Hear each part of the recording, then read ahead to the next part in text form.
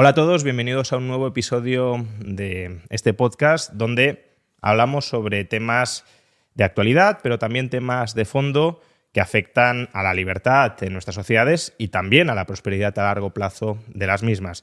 Y hoy justamente vamos a hablar sobre esto último, sobre una cuestión de la que no suele ocupar muchas veces la agenda de los medios de comunicación, porque parece que no es un tema muy acuciante, muy urgente en el corto plazo, pero que sí es una de las grandes cuestiones, de los grandes interrogantes, de los grandes retos del largo plazo de nuestras sociedades. Incluso algunos podrían decir que es un reto existencial para el largo plazo de nuestras sociedades.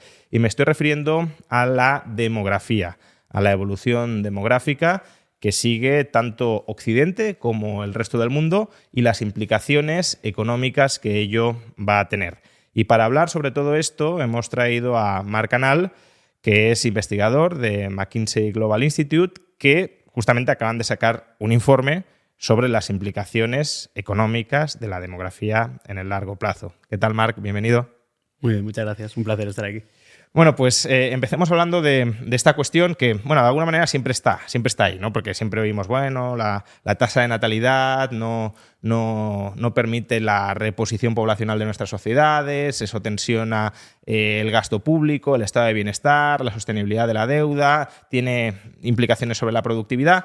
Parece algo que es importante, pero como no es de hoy para mañana, pues lo vamos dejando y en el largo plazo pues se ven los problemas, ¿no? Entonces, para empezar, haznos una radiografía de cuál es la situación demográfica hoy, no solo en España o no solo en lo que llamaríamos Occidente, sino en el conjunto del planeta, y cuál es la evolución previsible. El futuro no está escrito, pero cuál es la evolución previsible que puede seguir. Claro. Bueno, primero me interesa mucho esta primera reflexión que hacías de, yo siempre digo, la demografía no es un tsunami que te pega en la cara, ¿no? Sino que es una marea que va subiendo poco a poco.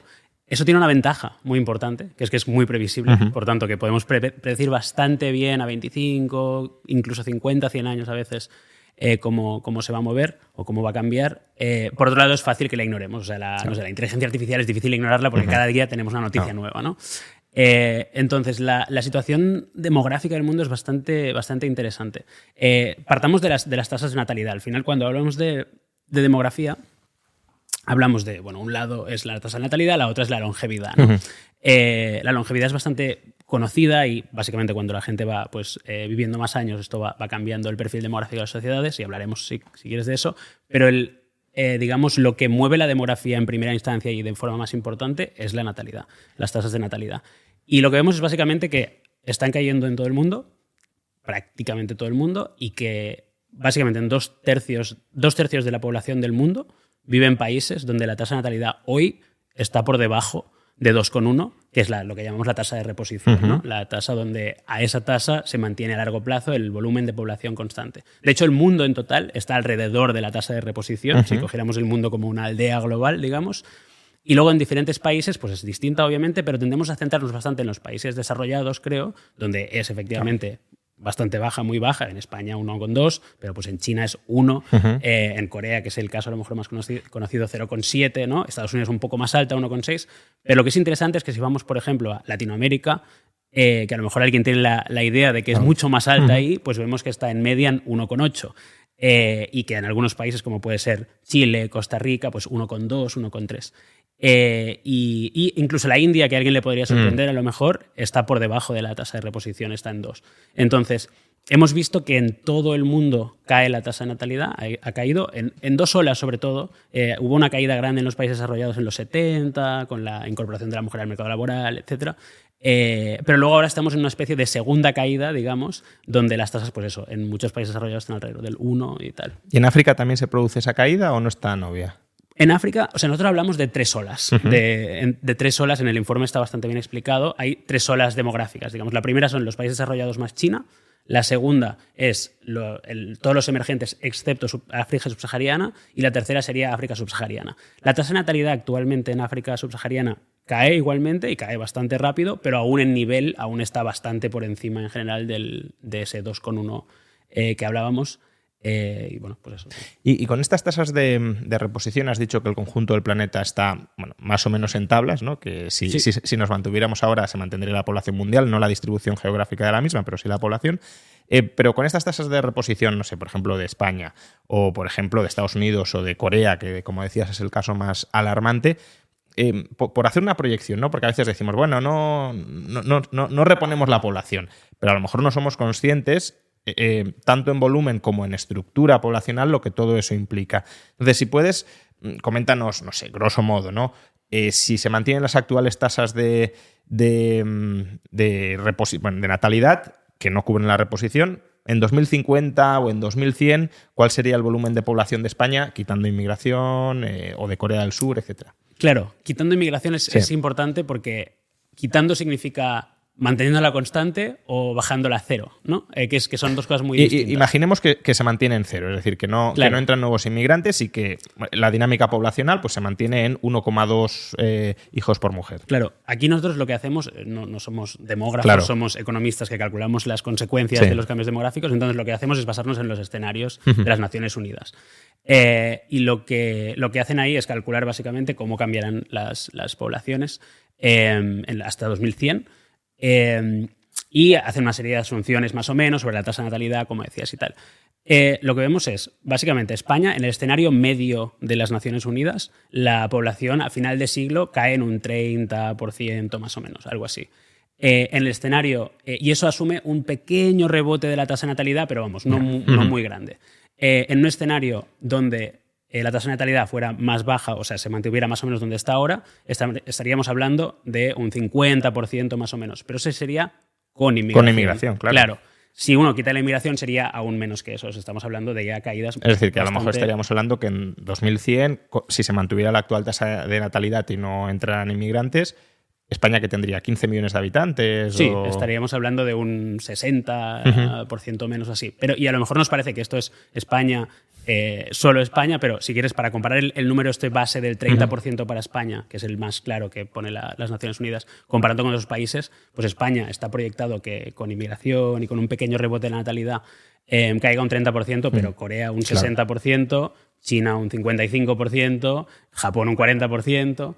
Y, por ejemplo, Estados Unidos es bastante interesante porque, dado que tienen una tasa de natalidad un poco más alta y más inmigración, la proyección es que, de hecho, crezca. Hay un efecto curioso ahí, que es que en la proyección central de las Naciones Unidas, a final de siglo, China tiene unos 600 y pico millones de habitantes, bajando de 1,4, o sea, 1.400 millones actuales, y Estados Unidos 400 y pico millones. Es decir, es interesante porque en esa proyección central, que obviamente esto es muy largo plazo y puede cambiar bastante, pero eso significaría que China y Estados Unidos tienen una población parecida. Sí, no tan distante. No tan distante.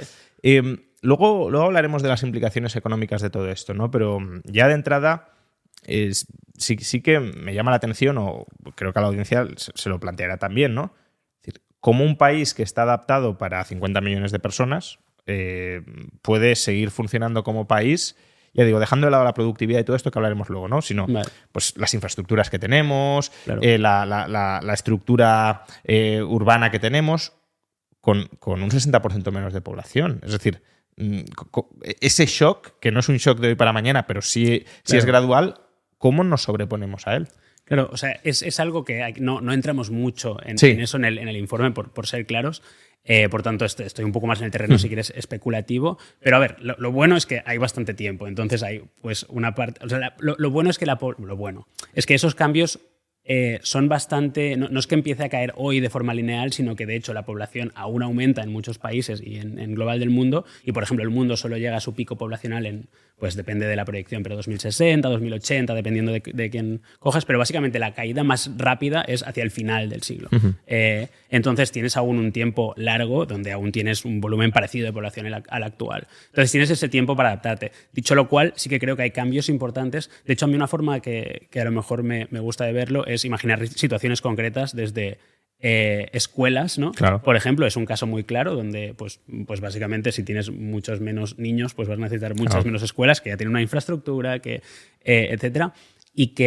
Pero por otro lado, por ejemplo, dado que en total la población está más envejecida y que la salud, por ejemplo, adquiere más importancia en general, pues puede ser que tengas un sector sanitario más grande o relativamente grande respecto a la población, ¿no? Entonces yo creo que en ese sentido cambia bastante. La otra cosa que es bastante interesante, creo, es que la población no se distribuye uniformemente en los países. Sabemos claramente que se concentra en las ciudades muy buena parte. Entonces, ahí la distribución, ¿cómo puede cambiar la distribución? O sea, podría ser incluso que en las ciudades puntualmente tampoco cayera tanto la población. Podría caer en total en un país, pero que se vaciaran otras zonas y que las poblaciones de las ciudades... O sea, alguien puede pensar, oye, pues para el mercado de la vivienda, fantástico, ¿no? Porque menos presión sobre los precios de la vivienda y caigan los precios. Que es una posibilidad, ya digo, esto no entramos en detalle en el informe en si va a ocurrir o no va a ocurrir, pero... Dado que las ciudades atraen más gente, podría ser que en centros concretos de población realmente la población no cayera tanto en esos puntos. O sea que podríamos ver, es todo especulativo por supuesto, porque no sabemos cómo las sociedades humanas van a capear con esto, pero podríamos ver ciudades pequeñas abandonadas, como ya hay poblados abandonados con el éxodo rural de los 60 y de los 70, pues algo así, pero a mayor escala si se verificara esa caída tan importante de la población. Claro, si se verificara esa caída podría ser, o sea, por definición, pues si hay países que van a tener el 50% menos de habitantes, pues por definición ocurrirían cosas así. Yo creo que sí que es verdad que generalmente las sociedades se van adaptando con el tiempo, especialmente a tendencias tan largas, entonces no tiene por qué ser el escenario, pero sí. ¿Y a qué atribuís? Porque lo que te quería preguntar es si ves algún freno, ¿no?, a esta caída de la tasa. Pero antes de preguntarte por si ves algún freno, ¿a qué atribuís estas caídas de la tasa de natalidad? Porque eso dependerá de si vemos un freno o no en el horizonte. Claro, primero quiero hacer un punto en general, que es que cuando hablamos de la tasa de natalidad a veces parece que, o siempre voy muy con cuidado de que no parezca que yo quiero decir cuál es la tasa de natalidad correcta o que quiero hacer ningún tipo de ingeniería social ni proponer nada para decirle a la gente cuántos hijos tiene que tener. Es una decisión 100% personal y nosotros simplemente desde una perspectiva puramente científica intentamos analizar los números y por qué ocurren y poco más. Entonces, lo que vemos, o lo que nos dice en general la literatura sobre esto, es que hay tanto causas, digamos, económicas, probablemente, como causas, podríamos llamar, culturales en dos grupos, ¿no?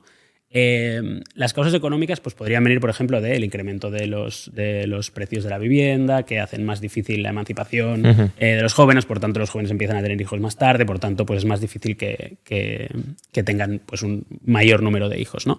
Entonces hay una serie de causas económicas ahí que son relevantes y que puede ser que se hayan ido acentuando en los últimos años. Pero sobre todo lo que es interesante es que en la parte que podemos llamar más cultural, lo que se ve es que en la caída de la natalidad anterior de los 70, lo que se veía es que las parejas tenían menos hijos, ¿no? Pasaron a tener menos hijos. Ahora lo que ocurre sobre todo es que las parejas tienen un número de hijos no tan distinto, pero que hay muchas menos parejas, lo cual es algo bastante interesante y en parte explica por qué es más global la caída, ¿no? Porque uno podría pensar, ¿pero qué está ocurriendo en todo el mundo al mismo tiempo?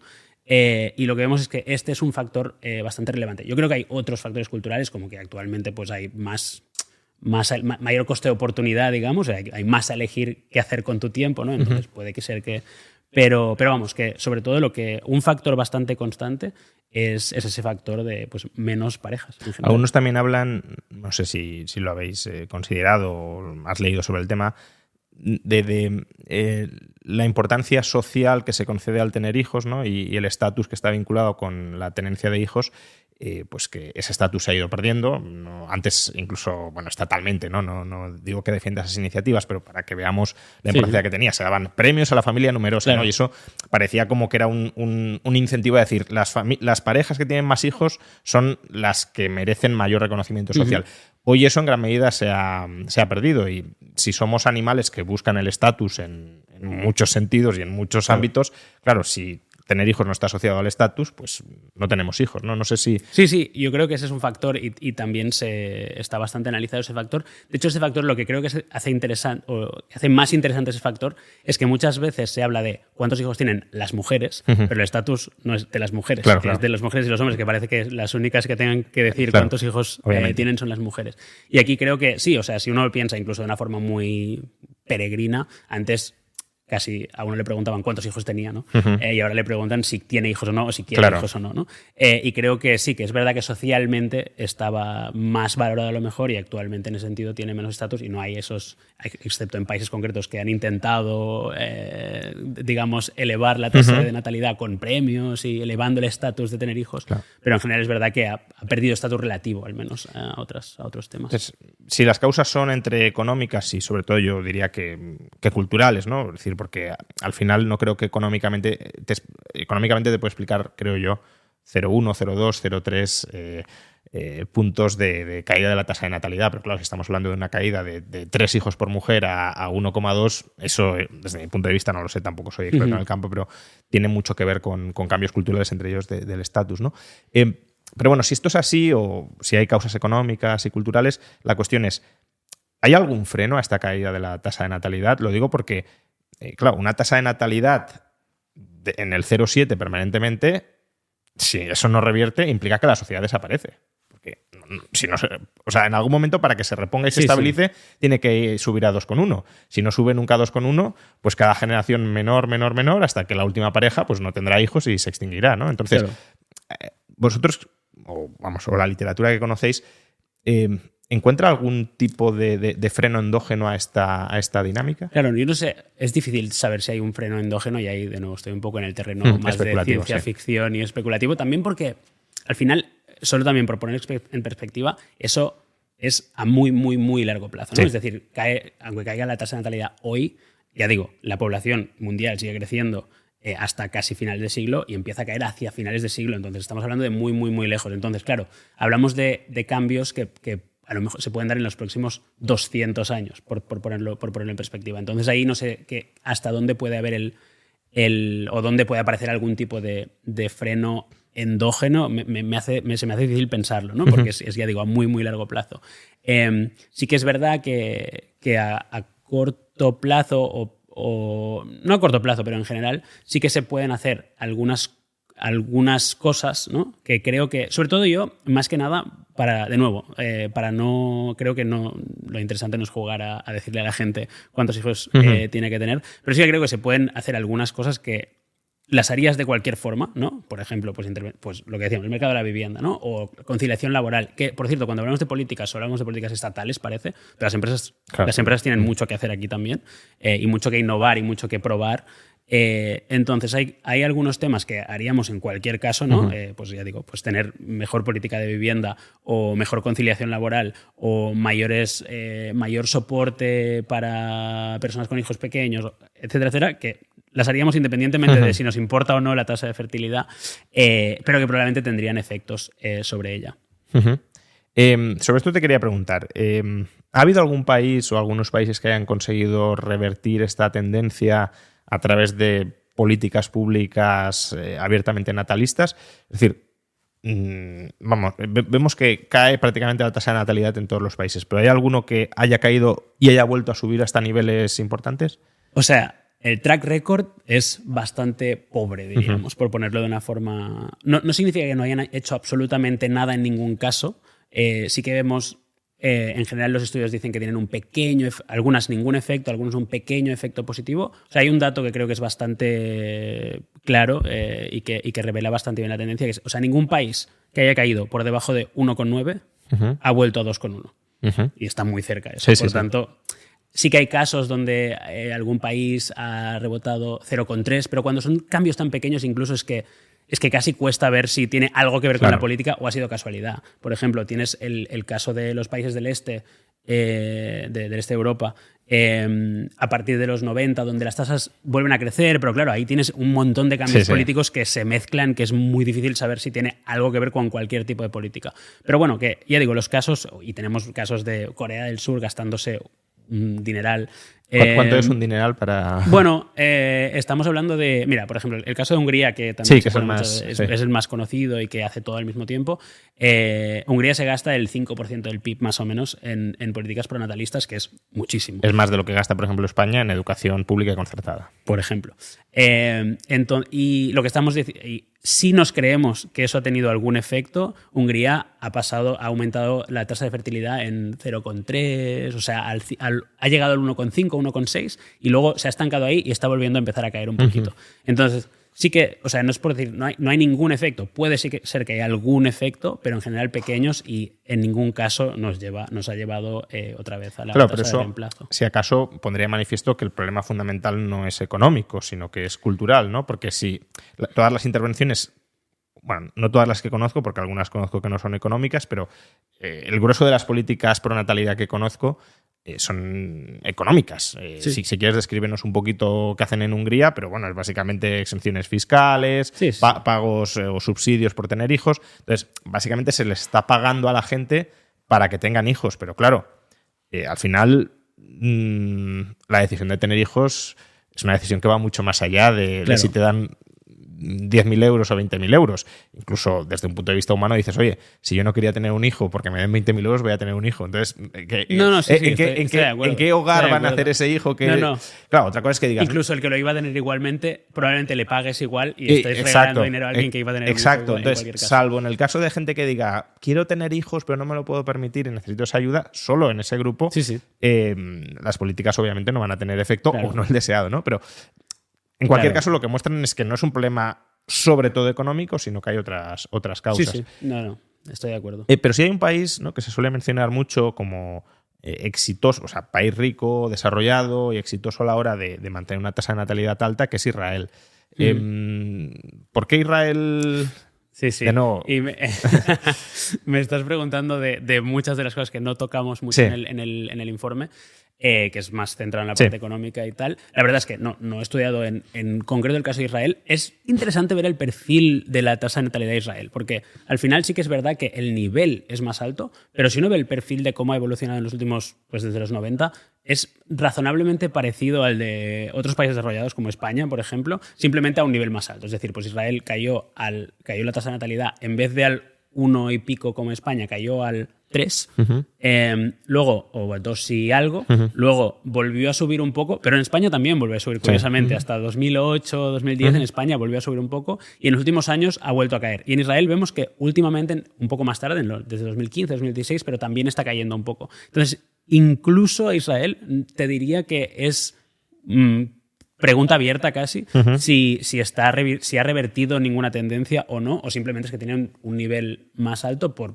un tema estructural a lo mejor y ahí sí que podemos entrar en mayor religiosidad. Claro. O sea, hay otra serie de temas pero que serían factores culturales. Que son factores culturales y que ya digo, ahí entramos en un montón de temas distintos que es difícil de... Solo por cerrar el tema de las causas, el enriquecimiento es una causa que explique la caída de la natalidad. Antes lo has mencionado un poco de pasada, el mayor coste de oportunidad que tiene tener hijos está relacionado con la riqueza que tenemos, ¿no? Si trabajar genera riqueza, pues más horas trabajando, más riqueza, pero menos horas trabajando porque estoy en casa cuidando, pues menos riqueza que genero, ¿no? Pero ese es un factor será, pero es un factor relevante porque si también en los países pobres vemos que cae la tasa de natalidad, pues de nuevo algo más habrá en juego. Sí.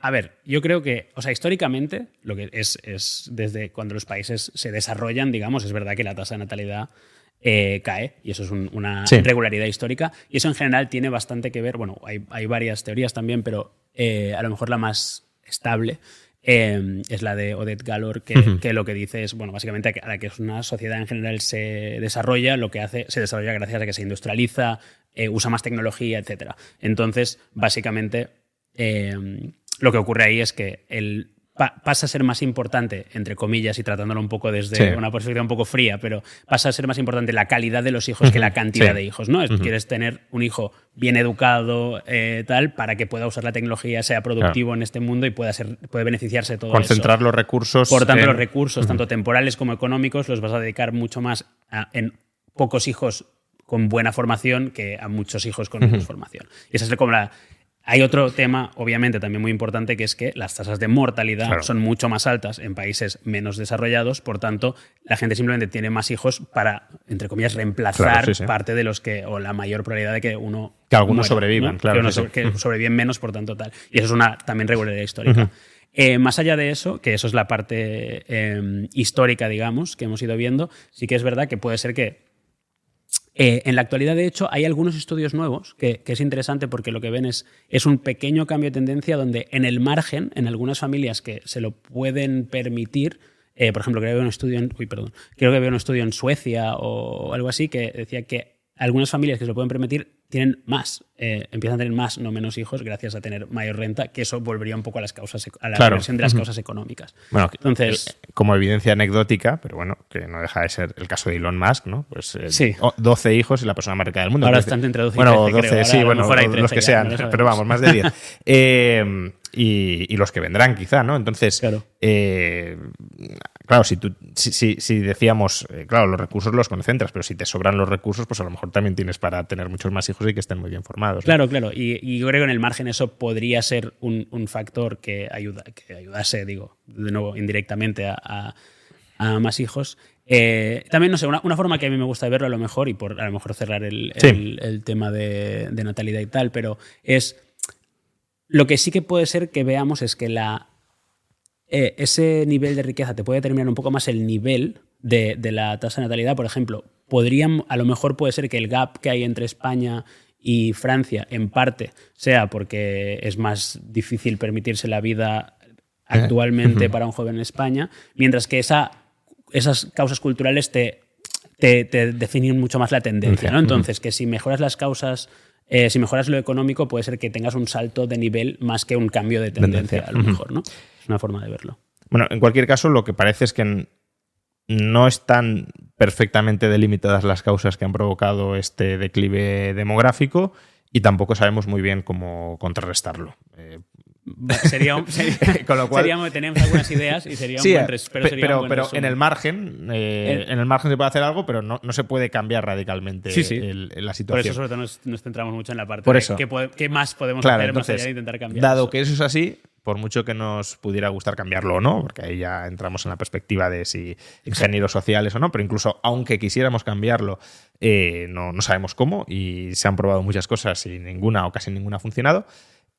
Vamos con las repercusiones que puede tener esto, ¿no? Una primera repercusión, entiendo, es no solo que la cantidad de personas que hay en el mundo o en determinados países va a bajar, lo cual ya es un shock considerable, sino que también la estructura dentro de esas sociedades va a cambiar. Es decir, habrá menos niños y menos personas jóvenes y muchos más ancianos. Exactamente. Hay varias formas de verlo. Eso, de hecho, una forma que nosotros ponemos a veces hablamos de pirámides poblacionales porque históricamente tenían forma de pirámide, pero uno ve las pirámides poblacionales actualmente y no se parecen en nada a una pirámide en los países desarrollados. De hecho, han pasado de pirámides a una especie de cebollas alargadas, ¿no? Porque la parte grande es la edad de trabajar, que ahora ya empieza a estar más arriba, y se mueve a una especie de lo que decíamos sarcófagos, para seguir con el símil egipcio, donde pues eso, la base es estrecha y se va ensanchando sobre todo por la parte de arriba, ¿no? Por poner un dato concreto, por ejemplo, España, si vemos el porcentaje de población en edad de trabajar en España hoy, está en el 66% o así, y en el año 2050, o sea, solo en 25 años, eso sí que es un horizonte no muy largo, va a caer al 52%. Sí, eso obviamente suponiendo un nivel de inmigración, o sea, un flujo de inmigración parecido al del pasado reciente. Obviamente la inmigración ahí te lo puede cambiar un poco eso, pero en general esa tendencia estructural es bastante difícil de cambiar muchísimo. Entonces, básicamente vamos a ver una estructura más sesgada hacia más gente mayor y menos jóvenes sobre todo, o población en edad de trabajar. Y eso tiene unas consecuencias económicas pues bastante grandes. Vamos a meternos en esas consecuencias económicas, ¿no? Porque uno de entrada podría decir, aunque ya has dado alguna de las claves, pero podría decir, bueno, la calidad de vida de un país depende del PIB per cápita. PIB per cápita es PIB dividido entre población. Vale que el PIB depende de la población, pero vale, menos gente, pues te cae el PIB, pero también hay menos gente, por tanto te cae la población. El PIB per cápita no tiene por qué caer y por tanto la calidad de vida no tendría por qué descender. Pero claro, eso es cierto dada una estructura demográfica. Correcto. Si cambia la estructura demográfica, tienes un volumen de población, pero menos gente produciendo dentro de esa población, menos porcentaje. E incluso con una estructura podríamos decir que más población es más innovación también. Exacto. Hay una serie de teorías sobre más población puede ser más innovación por un poco la teoría de más personas son más bocas o más cerebros, de alguna forma, ¿no? Y más cerebros puede ser que sea más innovación. Y también porque incluso y esto no está del todo demostrado, pero sí que podemos pensar que una población estructuralmente un poco más envejecida también puede ser menos innovadora, por ejemplo. Menos emprendedora, ¿no? Menos emprendedora, menos innovadora. No, o sea, hay un poco de mito de que el emprendimiento se hace a los 21 años, no suele ser así, es algo más tarde en media, pero sí que es verdad que podría... O sea, en general no encontramos necesariamente que las personas más mayores sean menos productivas, porque, por ejemplo, tienen ventajas de experiencia, o sea, tienen otras cosas, pero sí que podría ser que fueran en el margen menos innovadoras y tal. Entonces, eso creo que son efectos ya sobre la innovación, sobre el crecimiento a largo plazo, tal. Pero más allá de eso, yo creo, o incluso no más allá, más cerca de eso, de hecho, más de forma inmediata, el propio cambio estructural de la población hace que un menor porcentaje de la población esté produciendo, pues porque hay más gente más joven y más gente, o sea, más joven digo niños y tal, y gente más mayor. Y eso tiene unos efectos tanto sobre el crecimiento del PIB per cápita como sobre las finanzas públicas importantes. En el lado del PIB per cápita, si quieres, ya digo, eso, o sea, lo que hacemos aquí en nuestro estudio es bastante sencillo y creo que eso es positivo porque hace que sea muy, muy sencillo de entender, ¿no? O sea, lo que hacemos es mantener la estructura, o sea, mantener la estructura del trabajo, es decir, cuántas horas trabaja cada persona en cada edad concreta, ¿no? Y simplemente lo que aplicamos es el shock demográfico, simplemente aplicamos un shock de estructura, no hacemos ninguna otra asunción que alguien podría cuestionar, tal, sino simplemente puro shock demográfico de si esto sigue avanzando, todo sigue igual en el futuro, excepto la demografía, ¿qué ocurre, ¿no? Y lo que vemos es que, en general, pues el caso de España es de los más extremos en ese sentido, pues nuestro efecto demográfico en los últimos 25 años fue básicamente neutro, la demografía ni nos sumó ni nos restó PIB per cápita. En los próximos 25, pues lo que calculamos nosotros, nuestra estimación es que nos puede restar 0,8 puntos anuales. Si pensamos que el PIB per cápita en España en los últimos 25 años creció al 1,1% anual, pues es 3/4 partes de nuestro crecimiento pasado. Entonces eso significaría que, si no cambia nada más, por supuesto que luego hablaremos de lo que puede cambiar, sí. Pero significaría que estaríamos otros 25 años con el PIB per cápita prácticamente estancado. Si no cambiase nada más, es decir, básicamente nosotros en el pasado España ha crecido gracias a un efecto poblacional, digamos, o de edad, un efecto demográfico neutro, luego un bastante buen crecimiento de la intensidad laboral, por ejemplo, incorporación de las mujeres al mercado laboral, etcétera, etcétera. De hecho, eso ha sumado 0,5 puntos porcentuales, que en términos de intensidad laboral es mucho, y un crecimiento pequeño de la productividad laboral del 0,6% anual, que, o sea, aunque sea pequeño comparativamente con lo que podríamos a lo que podríamos aspirar, bueno, pues nos ha sumado crecimiento ahí, ¿no? Y pues básicamente eso explica ese 1,1. 0 más 0,5 más 0,6. Claro, partimos de que en el futuro pues es como si empezásemos en menos 0,8. Claro. ¿no? Y luego ahí hay que empezar a ver qué más se puede hacer, pues tanto en la intensidad laboral como en la productividad, como una tercera pata que a lo mejor la podemos tratar si quieres más aparte o vemos, pero que es más de la parte de la inmigración y tal, porque eso es lo que te puede cambiar el age mix, digamos, el mix de edades. Porque, y eso es muy importante, la tasa de natalidad te puede cambiar el mix de edades a largo plazo. Claro. En 25 años no cambia absolutamente nada. Un hijo extra hoy está entrando apenas en el mercado laboral en 25 años. Entonces eso a corto plazo tampoco te soluciona absolutamente. Sí, por eso cuando lo hablaremos también de pensiones, pero cuando se dice, bueno, para solucionar el problema de las pensiones hay que aumentar la tasa de natalidad, ya llegamos tarde. Exactamente. Porque los que tienen que cotizar en 2050 ya tendrían que haber nacido y no han nacido, ¿no? Pero justamente te quería preguntar ahora por la inmigración, ¿no? ¿Hasta qué punto es una solución? Porque aquí también hay mucho debate también académico sobre los efectos económicos de la inmigración. Luego puede tener otros efectos culturales, de armonía social, pero en eso no vamos a entrar. Efectos económicos. Es verdad que los inmigrantes son, en general, personas jóvenes que se pueden incorporar al mercado laboral, pero también dentro de nuestras sociedades, que son fuertemente redistributivas, pues pueden terminar convirtiéndose en un pasivo neto para el Estado. Es decir, que a lo largo de su vida reciban más prestaciones públicas en un sentido amplio que impuestos y cotizaciones paguen. ¿Cuál es o desde tu perspectiva, ¿no? ¿Cómo lees tú la evidencia que tenemos al respecto? O sea, aquí hay como 7 preguntas en una pregunta, entonces intentaré desgranar la respuesta poco a poco. Pero primero, creo que un ejercicio primero, que es el que sobre todo nosotros hacemos en el informe, es ver cuánta inmigración extra, flujo de inmigración anual sobre el porcentaje de población actual necesitarías para que España pudiese compensar este 0,8 negativo, o sea, es decir, seguir creciendo simplemente como en el pasado, al 1,1% anual, ¿cuánta más inmigración necesitarías asumiendo que la inmigración se incorpora, o sea, digamos, tiene una participación en el mercado laboral parecido al de la inmigración actual y con una productividad igual a la media de la población española, o sea, la población actual que trabaja en España? Y incluso en ese escenario necesitarías más que multiplicar por 4 el flujo de inmigración anual.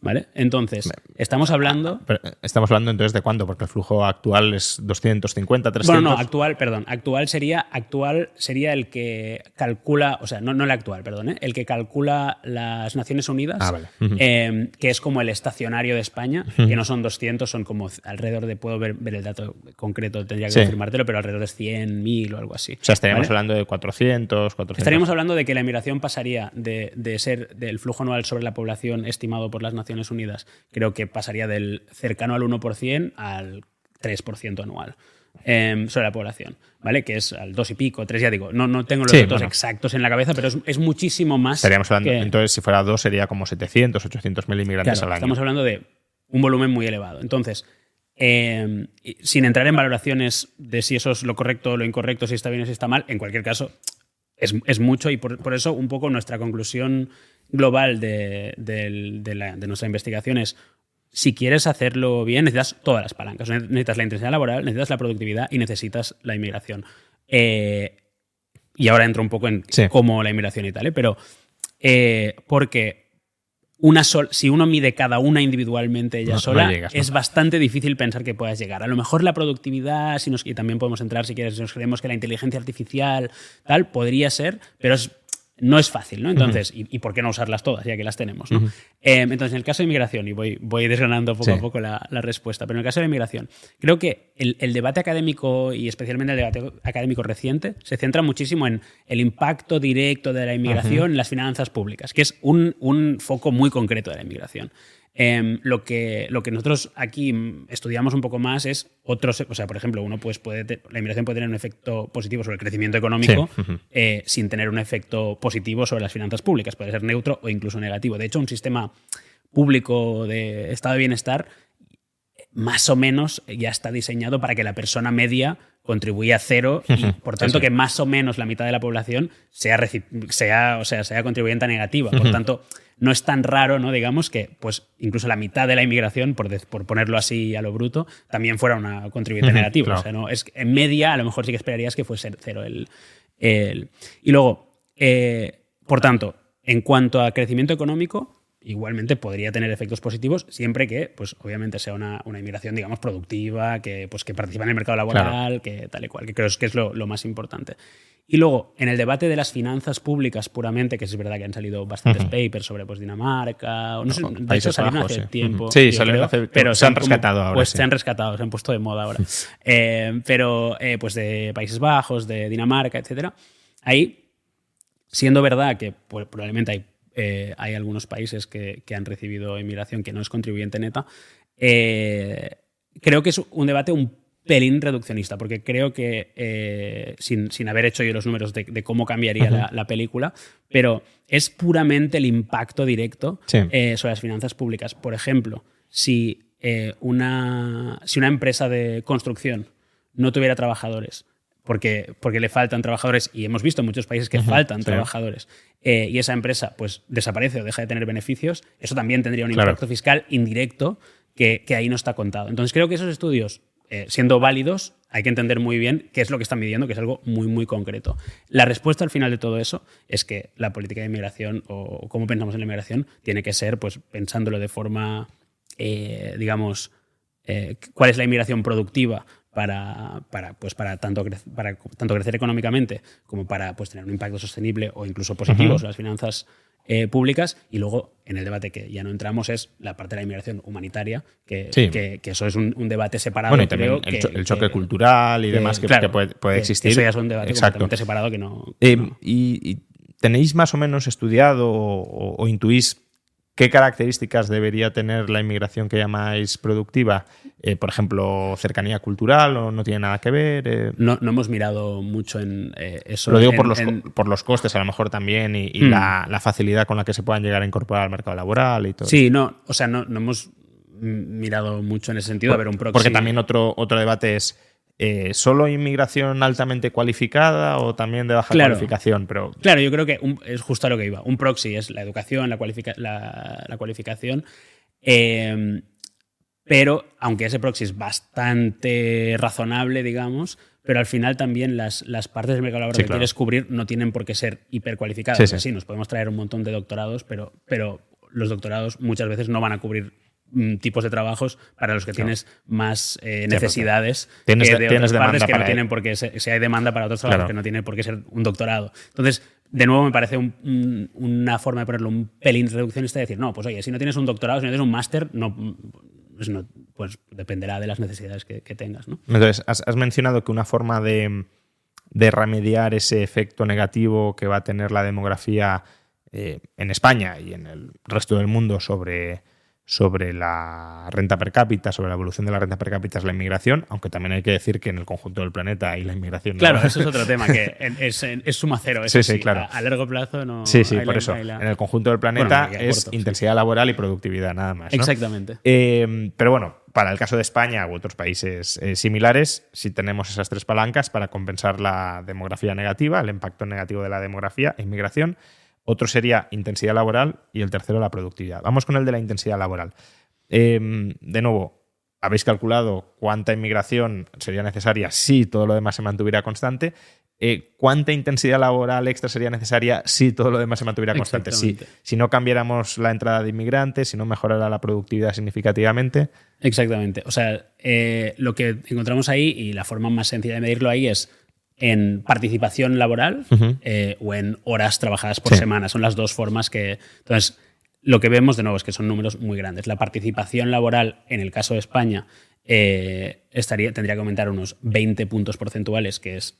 O sea, estaría muy por encima del país. Participación laboral te refieres a población activa entre población de trabajar. Es decir, la gente, tasa de participación laboral. La gente que quiere trabajar, esté trabajando o no esté trabajando. Exactamente.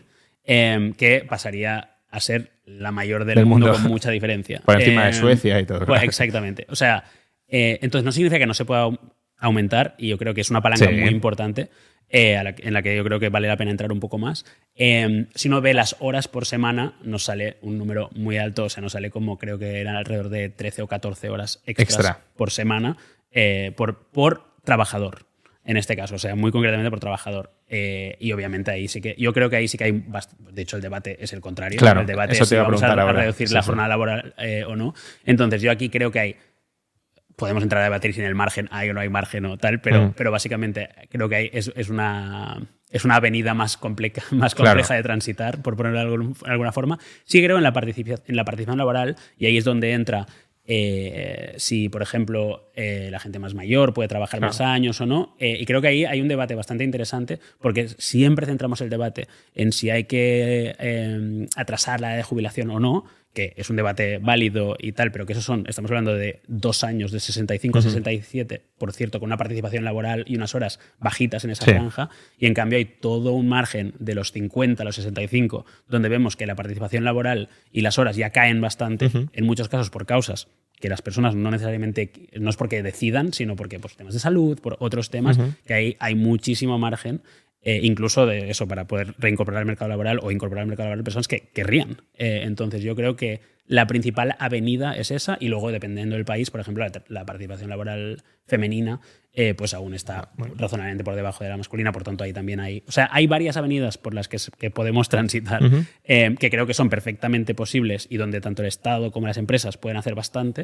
En ese caso te diría incluso las empresas sobre todo, en el lado de las horas, que si quieres entramos, pero creo que es más complejo. Pero por renunciarlo esto, por si no ha quedado claro, lo que estás diciendo es, dada la negativa o el negativo perfil demográfico que va a tener España durante las próximas décadas, para mantener el mismo ritmo de incremento de la renta per cápita de los últimos años, que tampoco es que haya sido brillante, solo para mantener eso, si la inmigración no cambia y si la productividad no cambia con respecto a la tendencia actual, tendríamos que trabajar de media 13 horas más por semana. Correcto.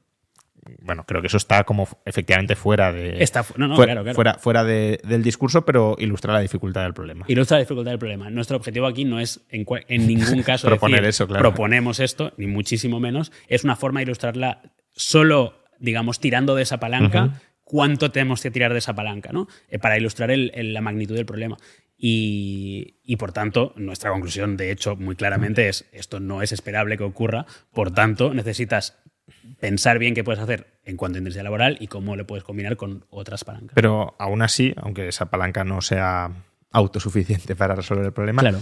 El debate, que va más allá de España, tampoco lo quiero centrar en España, pero el debate de reducir la jornada laboral complica aún más el asunto, porque, claro, si queremos trabajar menos horas y mantener un ritmo de aumento de la renta per cápita, es decir, vivir mejor o ir viviendo mejor, como hasta de los últimos años, pues vas a depender mucho más de la inmigración y de la productividad o de la participación laboral, que ahora te preguntaré por la participación laboral, pero está claro que si la tendencia debería ser aumentar las horas para solucionarlo por esa vía y las reducimos, el problema demográfico neto aún se agrava más. Sí, o sea, es matemático, digamos. A igualdad de todo lo demás, es una evidencia que ocurre. Un poco la teoría detrás de la bajada de las horas es que eso en sí mismo hace que la productividad crezca mucho más, ¿no? Eso es un poco lo que entiendo que es, al menos por lo que he visto, es la teoría. Generalmente lo que pasa históricamente suele ser lo contrario, que es que las horas caen después de que aumente la productividad, no al revés. Sí que, a ver, es creíble que en el margen, ¿no? La hora marginal sea más productiva. En algunos negocios, desde luego, claro. O sea, yo no niego la mayor en ese sentido. Creo que pues menos horas podrían ser más productivas, eso no hay ninguna duda.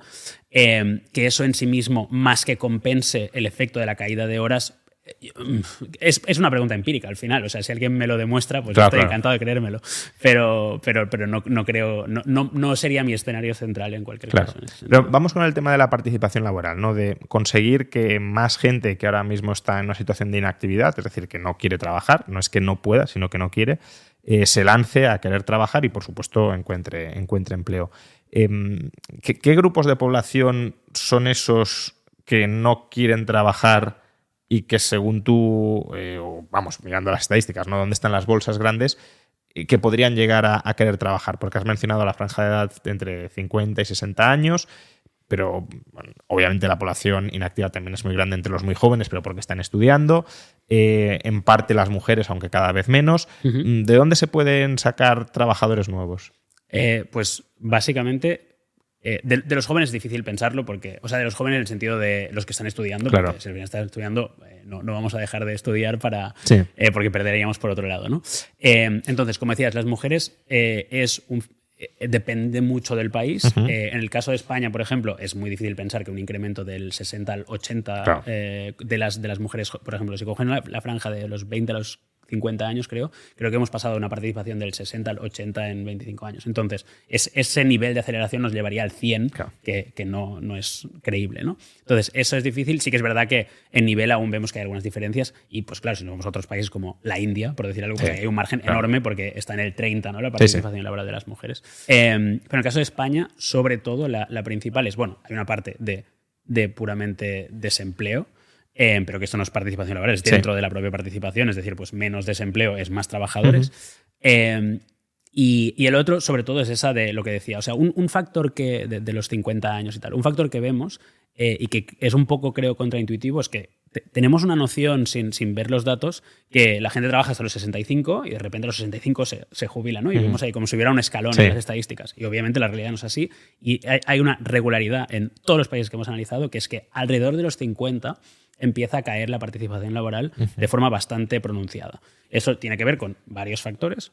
Algunos pueden ser pues, prejubilaciones, pueden ser algunos esquemas que ayudan a alguna gente a jubilarse, pero hay otros factores importantes, como por ejemplo que muchas personas mayores se empiezan a ver menos compatibles con el mercado laboral, pues por ejemplo porque hay más tecnología, cada vez evoluciona todo más rápido, les cuesta o porque pierden el trabajo a los 53 años Y oye, reincorporarse a los 53 años al mercado laboral a otra empresa, o sea, si uno piensa en muchas empresas, los procesos de selección están pensados para personas de 53 años. No, si te viene alguien de 53 años, ya tienes un poco más de duda probablemente.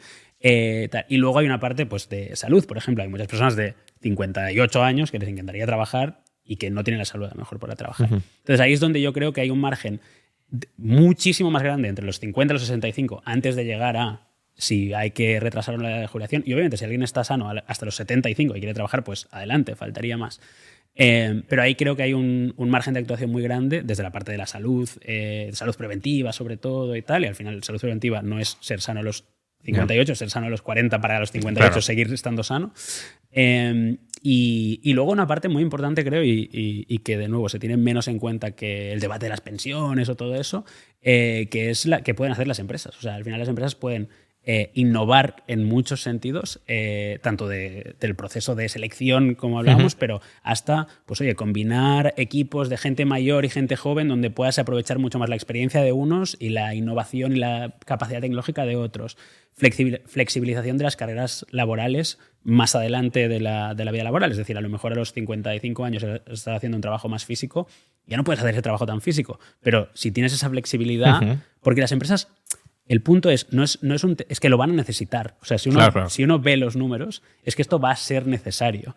Entonces yo creo que hay muchas empresas que van a tener una ventaja competitiva importante si se anticipan a eso, justamente. Claro. Si no hay trabajadores, van a tener que subir mucho los sueldos y te puede compensar más pues reciclar a alguien que tengas de 55 años en plantilla, ¿no? Claro, claro. Y vamos con la productividad, que ese es un debate en sí mismo gigantesco, ¿no?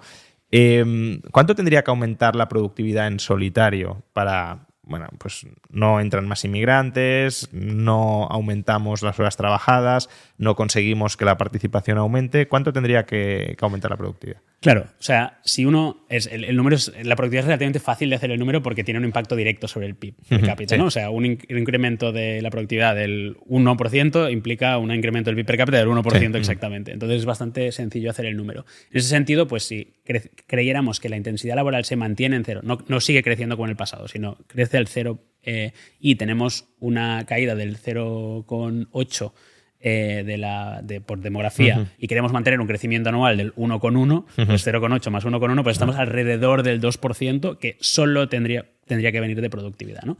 Que eso es más del triple de lo que hemos conseguido hasta el momento. Claro, es en lo que hemos conseguido en los últimos 25 años, que era un 0,6, tal, que es más del triple. Si uno coge los últimos 10 años, es más de 6 veces más, creo, porque hemos estado creciendo al 0,3% así en los últimos 10 años. Entonces, ¿significa eso que es completamente imposible? No lo creo. De hecho, hay países que han crecido al 2%. Últimamente poquitos, muy poquitos. Pero, por ejemplo, pues Estados Unidos en los finales de los 90 y al principio de los 2000, ahí sí que Estados Unidos crecía básicamente al 2%. La productividad. La productividad, correcto, sí, la productividad. Y el mundo... por muchas noticias complicadas que escuchemos y tal, pero el mundo, en cuanto a productividad, tiene muchas oportunidades. Es decir, no es que estemos en un momento de, ostras, ¿en qué podríamos innovar? ¿No? Justamente tenemos mucha tecnología y muchas innovaciones que nos pueden hacer pensar que esa productividad es posible. De nuevo, mi escenario central no es que España vaya a crecer al 2% anual de productividad. Es difícil, especialmente si solo confiamos en la inteligencia artificial, que podemos entrar ahí. Ahora entraremos, sí. Pero vamos, que podemos crecer mucho más en productividad. Creo que tendría que estar bastante claro. ¿Y qué sería necesario desde tu punto de vista para conseguir aumentar la productividad? Porque si llevamos 30 años con la productividad no en muy buena forma, ¿por qué el futuro, más allá de que haya oportunidades tecnológicas, pero también las ha habido en el pasado? Es verdad que ahora más, pero bueno, en cualquier caso, ¿qué sería necesario para que España aumente su productividad? Estados Unidos la ha conseguido aumentar, España no. No solo España, Europa en general tampoco lo ha hecho muy bien en términos de productividad, o al menos la Europa rica. ¿Qué falta? ¿Qué palancas hay que pulsar ahí? Yo creo que el elemento central, si tuviera que apuntar a uno, es la inversión. Que muchas veces es un resultado de muchas otras cosas, pero si hay algo bastante claro es que la inversión en general ha sido baja y sobre todo el tipo de inversión no ha sido el tipo de inversión que uno querría para impulsar la productividad. Por ejemplo, si uno ve la inversión en I+D, que no solo es una parte más académica, que también lo es, sino que hay una parte de I+D muy importante que hacen las empresas. De hecho, la gran mayoría de la inversión en I+D la hacen las empresas. Amazon hace un montón de I+D, o Nvidia o todas esas. Entonces, ese es un ejemplo muy claro de un tipo de inversión que aumenta mucho la productividad y que tenemos poca de esa en España y en Europa. Claro, de pero, hecho, como dices, eso es el resultado de algo. Claro, ¿no? Entonces, claro. ¿Por qué nuestras empresas no invierten en...? Claro, por poner un número, por cierto, ahora creo que es las 6 empresas más grandes del mundo, las tecnológicas, invierten en I+D, entre esas 6 empresas, 2/3 de lo que invierte toda Europa. Toda Europa, quiero decir, todos los estados y todas las empresas de Europa sumadas, ¿vale? Y 10 veces más que España. Entonces, que estamos hablando de que eso es... Bueno, entonces, ¿de qué es resultado eso? Pues resultado de varias cosas. Hay una parte muy importante de educación, habilidades, etcétera, de la educación, pero no quiero decir solo educación, porque si no la gente solo piensa en el sistema educativo primario y secundario. Es no solo eso, sino las habilidades en general de los trabajadores también, donde de nuevo las empresas tienen mucho que hacer. ¿Por qué? Porque al final esa inversión es complementaria, esa inversión en tecnología es complementaria a las habilidades de los trabajadores y por tanto, y aparte es resultado de la innovación de esas personas. Entonces, hay una parte de educación y habilidades muy importante. Luego hay una parte, creo, importante de regulación, digamos, de regulación tanto desde la perspectiva del mercado laboral hasta los mercados de competencia, de bienes y servicios, etcétera. Y una cosa que hablamos muchísimo nosotros cuando hablamos de competitividad europea, sobre todo, que obviamente pues, también incluye España, es un tema de la fragmentación del mercado en general. O sea, lo que las empresas grandes, y eso España tiene muy poquitas, la mayoría de la gente trabaja en pymes. Las empresas grandes tienen una serie de ventajas en productividad importantes, tienen más capacidad de inversión, tienen más capacidad de formar a sus trabajadores, tienen más resistencia a los shocks financieros, por ejemplo, o a los shocks de crisis, etcétera.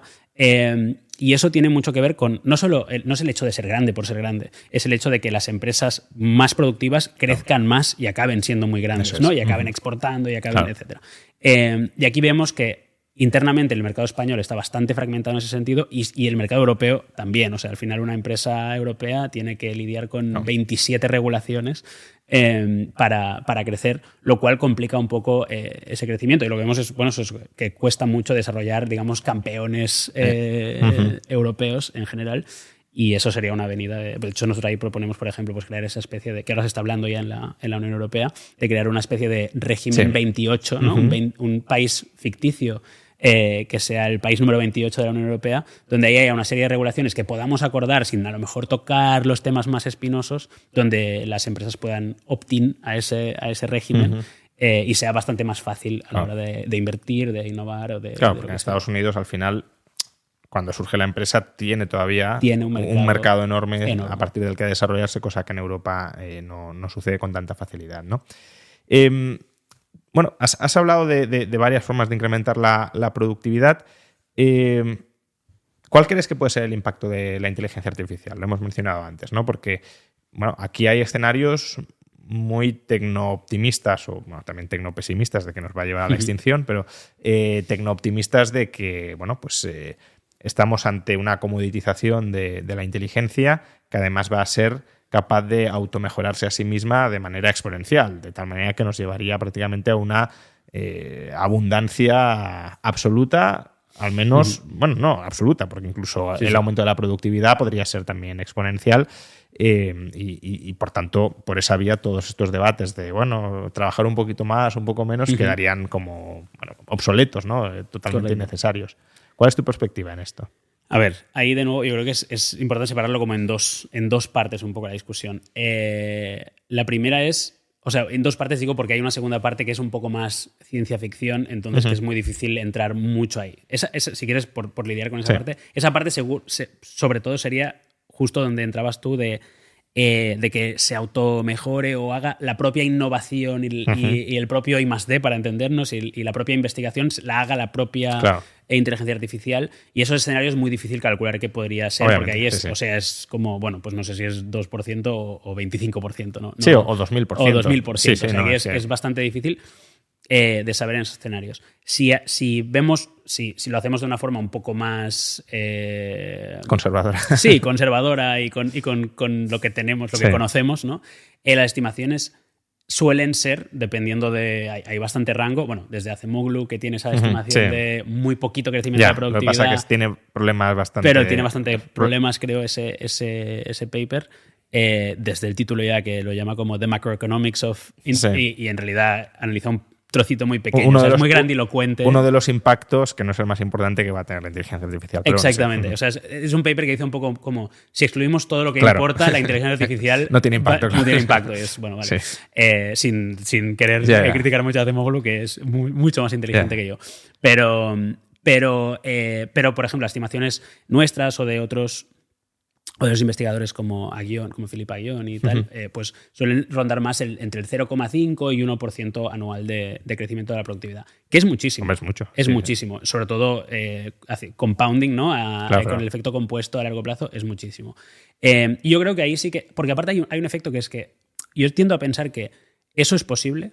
Mucho más que eso empieza a ser bastante difícil, también por un efecto de sectores. Es decir, al final los sectores, cuando un sector usa mucho inteligencia artificial y se hace muy productivo, también es verdad que al hacerse muy productivo hay menos trabajadores que están afectados por ese sector. Claro. Cada vez ese sector, de alguna forma, en cuanto a trabajadores, se va reduciendo. Y Como la agricultura. Vamos claro, a- exactamente. Y luego lo que pasa es que quedan una serie de sectores mucho más grandes proporcionalmente, donde la inteligencia artificial es donde tiene menos impacto. Por tanto, en media en la economía, Ya. crecer muchísimo más que eso es bastante difícil, en mi opinión, más allá de escenarios, ya digo, ya muy de ciencia ficción, ¿no? Salvo que vayamos, y ahí tampoco sería necesario ir a la ciencia ficción de una superinteligencia artificial, también que combinemos inteligencia artificial y robotización, porque ahí Claro. tendrías como fuerza laboral robótica. Claro, entonces en cuanto a inteligencia artificial, creemos que los efectos pues, pueden estar alrededor del 0,5, 0,6, 0,7, que ya digo, es muchísimo, Sí. muchísimo, es más que cualquier... o sea, cuando hablamos de revoluciones pasadas tecnológicas, claro. la máquina de vapor, Sí, tal, sí. la máquina de vapor tuvo un impacto de 0,1, Sí, 0,2 anual, a lo Claro. mejor. Internet, por ejemplo, tampoco ha tenido ese impacto tan grande. Entonces serían impactos bastante grandes. Pero justamente donde quería ir es a eso, que creo que tenemos muchísimo foco en la inteligencia artificial por buenos motivos, pero que si uno piensa en en los sectores del futuro, pueden ser mucho más amplios que eso y también pueden traer muchas ventajas. Es más, a lo mejor, desde una perspectiva europea y española, nos parece que están más cerca. Es decir, a lo mejor... Y no creo que la inteligencia artificial esté tan lejos, porque si uno piensa en la inteligencia artificial, en la cadena de valor entera de la inteligencia artificial, para que eso sea positivo para un país, no hace falta que tú estés haciendo el nuevo modelo fundacional de inteligencia artificial en España, ni mucho menos. O sea, hay una cadena de valor mucho más grande donde puedes tener desde los data centers o los minerales que son útiles para tener energía limpia para esos data centers, hasta los servicios de inteligencia artificial, que por ejemplo España es bastante potente en servicios profesionales. O sea, que quiero decir, hay mucha cadena de valor. Pero fuera de eso, si uno piensa en otros sectores del futuro, pues oye, hay muchas posibilidades en cuanto a productividad y pues son muy variopintos, desde temas de biotecnología y farmacéutica y químicos, donde España pues tiene buenas empresas, por ejemplo, y Europa también, claramente. Lo vimos con el COVID y las vacunas, por ejemplo. Hasta cosas mucho más físicas como construcción modular, ¿no? La construcción justamente es un sector que en el que España es bastante potente y donde no se ha innovado nada. No se ha innovado casi nada. Pero no España, en general. Uno ve la construcción, la productividad de la construcción en Estados Unidos y está plana o cayendo. Ha caído. Sí. Entonces, que por ejemplo, y ahora vemos construcción modular, por poner un ejemplo concreto, o la utilización de herramientas digitales a la hora de construir para pues, ayudar a la gente a ver cómo será la casa antes de que se construya, lo que sea, ¿no? Tema de energía, tal, hemos visto que ha caído el precio de la energía, de las energías renovables muchísimo. O sea, en las solares, por ejemplo, en 90 y pico % el coste. Y por tanto ahí pues falta como habrá bastante expansión y de hecho si nos creemos un futuro con abundancia y suficiente energía y tal, va a tener que venir necesariamente de ahí. Y yo siempre digo, si uno lanza un extraterrestre a la Tierra, ¿no? Y le pregunta, oye, ¿dónde crees que puede... ¿Quién crees que se podría beneficiar bastante de esto? Me costaría bastante pensar que no ponga España en el top 3 o el top 5, ¿no? Y industrias asociadas, como puede ser el desarrollo de baterías, tal. Entonces, que creo que hay una serie de oportunidades muy importantes que haciendo, entre comillas, pocas cosas bien, están ahí y se pueden aprovechar. Sin duda. O sea que quizá el futuro, a pesar de la caída de la demografía, no sea tan negativo si se dan todos estos avances en la productividad. Yo soy bastante optimista respecto a eso. Tengo una parte que a lo mejor es que soy optimista porque lo soy un poco de forma natural, pero en general creo que incluso empíricamente hay muchos motivos por los que se puede ser optimista, y hay muchos otros que no he tocado, como por ejemplo la atracción de talento. Pues si el talento al final es casi lo más importante, pues de nuevo me cuesta pensar. Hasta ahora al menos. Hasta ahora, exacto. Veremos con que la inteligencia artificial no. Pero bueno, que me cuesta pensar que España no pueda tener una ventaja, y muchos otros países de Europa no pueden tener una ventaja importante a la hora de atraer talento de primer nivel, ¿no? Hemos tocado la influencia que tiene la demografía sobre la evolución de la renta per cápita, pero también has mencionado antes que hay una segunda implicación, que es sobre la situación de las finanzas públicas. Una población, así ya de entrada, ¿no? Menor cantidad de población es mayor deuda pública per cápita, con lo cual más difícil repago o mantenimiento de la solvencia de la deuda pública. Y luego, en cuanto a estructura, una población más envejecida es una población que tributa menos, en general, porque no está trabajando y por tanto no paga impuestos, sobre la renta al menos. Y es una población que consume más de muchos servicios que son muy caros: sanidad, dependencia, pensiones. Entonces, ¿cómo veis ese futuro o cuáles son las implicaciones que a futuro tiene la demografía sobre las finanzas públicas? O sea, la respuesta no es tan distinta que sobre el crecimiento, que es un poco... El mensaje principal es, tal como funcionan las cosas ahora, es difícil ver que puedan funcionar en el futuro. Es decir, y es el mismo mensaje que estaba dando sobre el crecimiento al final. O sea, si lanzamos hacia adelante todo constante, lo que probablemente tengamos es muchísimo menos crecimiento, bastante menos crecimiento y bastantes mayores tensiones en las finanzas públicas, y eso ya lo decimos nosotros. Cualquiera se puede coger el informe de la AIREF o del Banco de España, del Banco de España o del OBR en Inglaterra o en Estados Unidos, y ve las proyecciones y básicamente son esas, ¿no? Entonces, al final lo que vemos, bueno, pues por poner los números un poco, pues el número de personas en edad de trabajar por jubilado, pues en España pues van a pasar de 3 a 1,5 más o menos, en el resto de Europa pues más en media pues de 4 a 2 o algo así. Entonces eso pues es un hecho. Y ya digo, en los próximos 25 años es bastante difícil de solucionarlo eso, porque está bastante establecido, más allá de grandes incrementos de la inmigración o algo así, que es lo único que ya hemos tocado eso. Entonces, sí, bueno. En cuanto a magnitudes, ¿no? Porque hay veces que se dice, bueno, sí, aumentará el gasto en sanidad, pero tú lo decías antes, bajará el gasto en educación porque va a haber menos niños. Sí. ¿Pero realmente una cosa se compensa con la otra o no? No se compensa con la otra, claramente no. De hecho, mira, un cálculo que hacemos nosotros, que creo que es interesante, es un poco más técnico, pero a ver si lo puedo explicar de una forma más sencilla. O sea, lo que intentamos ver es cuánto más consumen las personas mayores de 65 años sobre lo que ingresan por su trabajo, que obviamente es muy poquito porque la mayoría están jubiladas, ¿no? Entonces eso es lo que llamamos el senior gap, ¿vale? El gap entre lo que consume una persona de más de 65 años y lo que ingresa, que ya digo, es poquito. Luego agregamos todo eso senior gap, ¿vale? De todas las personas de más de 65 del país, y lo dividimos por los ingresos por trabajo de todo el país entero, ¿vale?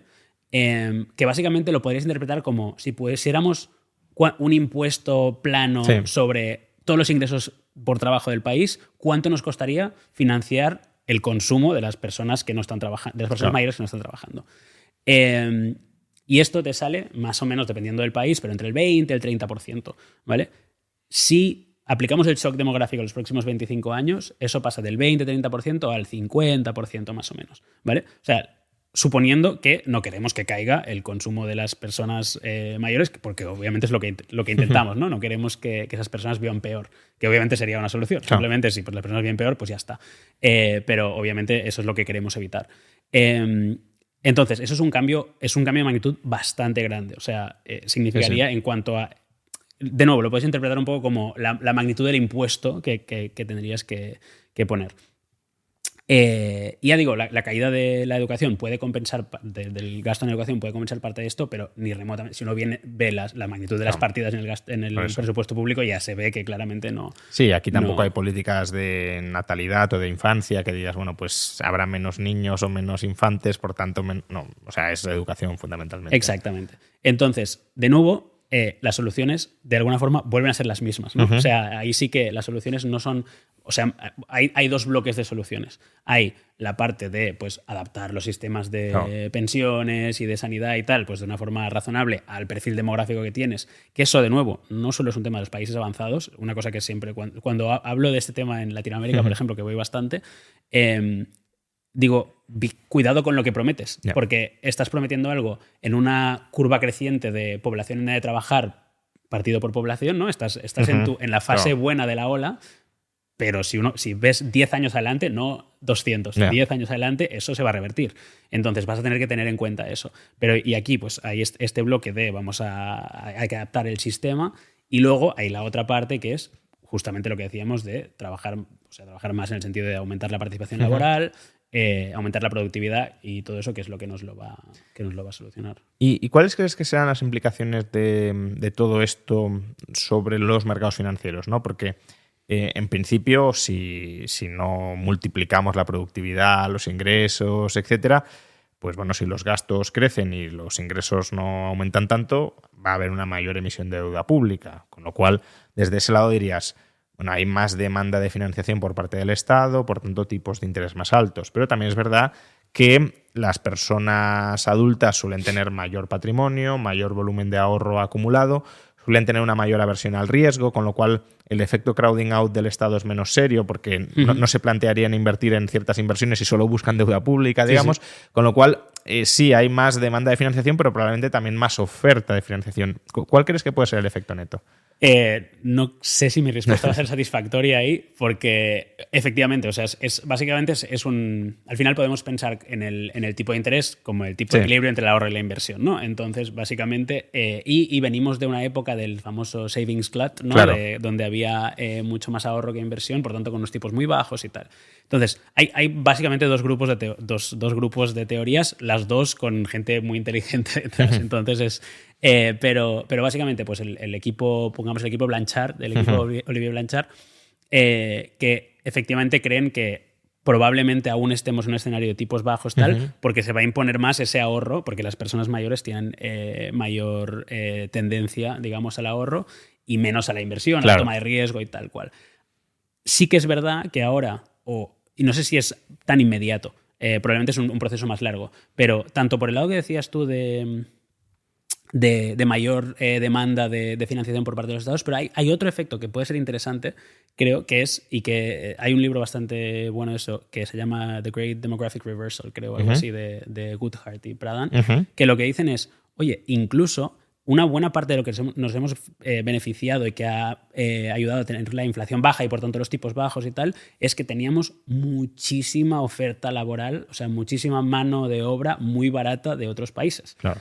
Por ejemplo, y el caso paradigmático es China. Pero si China va a tener muchos menos trabajadores y por muchas menos personas en general, eso puede hacer que no nos podamos beneficiar tanto de lo que nos ha ayudado a mantener esa inflación baja y por tanto esos tipos bajos. La importación de deflación, vamos. Exactamente, estábamos importando deflación, es una buena forma de decirlo. Entonces eso puede ser también un reverso. Y ahí hay pues como ese debate, me cuesta tomar partido ahí porque, de nuevo, o sea, está muy, muy abierto y puedes hablar con distinta gente. Ya digo, he hablado de esto con bastante gente y cada cual te cuenta su película. Yo en general sí que tiendo a lo mejor a ser un poco más del equipo Blanchard, creo, en el sentido de que a lo mejor sí que... O sea, creo que la subida actual de los tipos es probablemente algo más coyuntural que estructural, o al menos no estructural por culpa de la demografía. Si hay otros temas estructurales ya es otro tema. pero vamos, pero no está... Hay otro tema, por cierto, que es entre Europa y Estados Unidos, que pueden haber diferencias porque también a mayor productividad, mayores tipos. Entonces, es lo que te iba a decir. Hay un tema bastante importante que es que en Estados Unidos están más altos los tipos porque la economía está muchísimo más hot. Que choca un poco también con la idea de, bueno, vamos a aumentar mucho la productividad porque va a haber muchas oportunidades de inversión. Bueno, si hay muchas oportunidades de inversión, quizá los tipos no estén tan bajos. Exactamente. ¿No? Entonces, yo creo que puede ser que estén algo más altos por buenos motivos en ese sentido, si fuera por eso, pero por efecto puramente demográfico, que es a lo que me refería, es más difícil de ver. Pero vamos, que hay gente que lo defiende y no me parece una teoría ni mucho menos descabellada. Pero sí, y ya digo, y actualmente simplemente ver los tipos entre Estados Unidos y Europa, por ejemplo, creo que la diferencia se debe muchísimo más a que la economía de Estados Unidos está booming mucho más, por ponerlo de alguna forma, por tanto que eso hace que los tipos estén más altos, incluso que la propia Reserva Federal los tenga que mantener más altos para controlar la inflación, mientras que en Europa hay menos riesgo de eso, o sí, menos riesgo por el lado de la demanda, al menos en ese sentido. Bueno, si los tipos ahora mismo están coyunturalmente altos, ya veremos si estructuralmente a largo plazo o no. Recordad que este podcast es un podcast que apadrina Freedom24 y a través de esta entidad justamente os podéis beneficiar de esas rentabilidades, de esos retornos pues algo más altos de lo que quizá estén a largo plazo por cuestiones demográficas. Recordad que a través de Freedom24 podéis contratar su cuenta D mediante swap de valores que proporciona unos retornos del 2,6% anual en euros y del 4,33% anual en dólares. El capital invertido en la cuenta D está permanentemente disponible para el ahorrador, es decir, es inmediatamente reembolsable cuando el ahorrador quiera recuperarlo. Y si en cambio el ahorrador aspira a obtener retornos más elevados, Freedom24 también proporciona otro producto financiero, la colocación de fondos a largo plazo mediante swap de valores, a través del cual, inmovilizando el capital a 3, 6 o 12 meses, se puede conseguir un retorno de hasta el 4,33% anual en euros o de hasta el 7,15% anual en dólares. Ambos productos, tanto la cuenta D como la colocación de fondos a largo plazo, están cubiertos por el Fondo de Compensación al Inversor de Chipre por un importe de hasta 20.000 euros. Si quieres obtener más información sobre Freedom24, sobre su cuenta D o sobre su colocación de fondos a largo plazo, recuerda que puedes obtenerla pinchando en el enlace que aparece en la caja de descripción de este vídeo o en el comentario destacado. Hemos hablado de implicaciones sobre el ahorro, sobre la inversión, sobre